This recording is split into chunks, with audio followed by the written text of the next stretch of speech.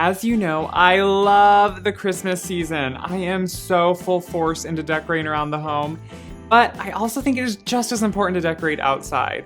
I know it seems like sometimes we run out of time and there just isn't time to do all the decorating we want, but you really can do a few simple things outdoors, use some natural elements, and create some beautiful things to welcome your guests and yourself, because I like my place to look just as good when I drive in as when anyone else would.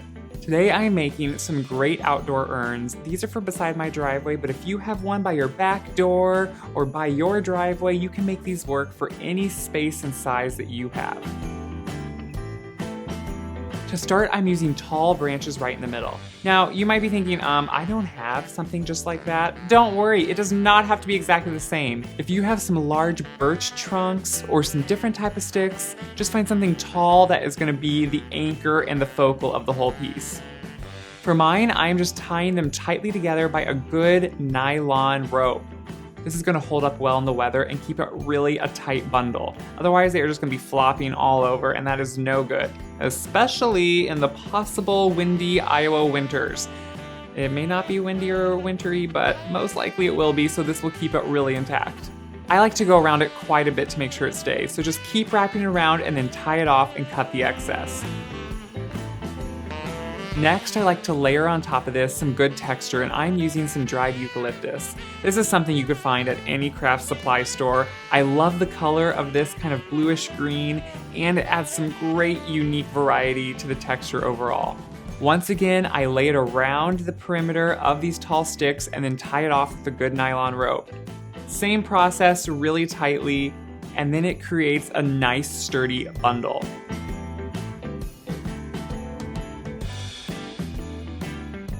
Once I have that together, I am ready to put it in my urn. To make sure it is staked well, since it is extremely tall, I put a large tomato wire. These are at any garden supply store, and I just have a whole bunch extra. I actually don't ever use them for my tomatoes, but for other things. They're just good for holding different plants up. Just put that right in the middle, and that is gonna hold this whole piece. So if it gets really windy, this is gonna hold it in place. You could also just put a large pole in the middle that you can set the whole thing on top of if you want. Just this way, since it's a little top heavy, because I will admit, I like a dramatic effect, so these sticks are tall. It will help it stay.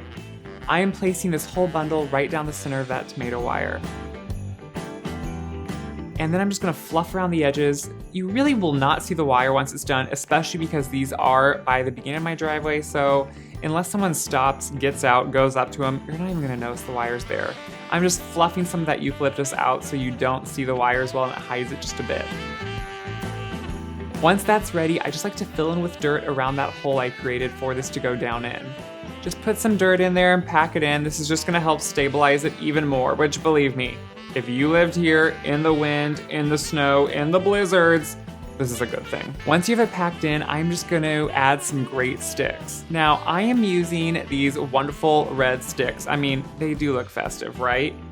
These you can go get at a store this time of year, and usually you can get these dogwood stems, and they're red and beautiful. I didn't want to go buy more this year, and honestly, I just spray painted all my ones that were left over from last year this bright, beautiful red. No one is gonna know any better, and you can do the same thing. And if you have a certain color palette you're working with, spray it whatever color you want. So I'm just putting those sticks around the perimeter. As you see, I'm just creating layers of different texture and color, and really when it's finished, it is gonna look so festive.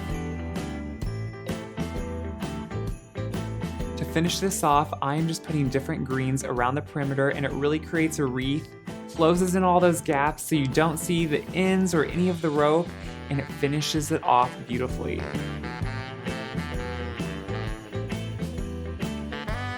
You can go buy pre-cut greens at most stores this time of year because they are ready for you to make these beautiful pots.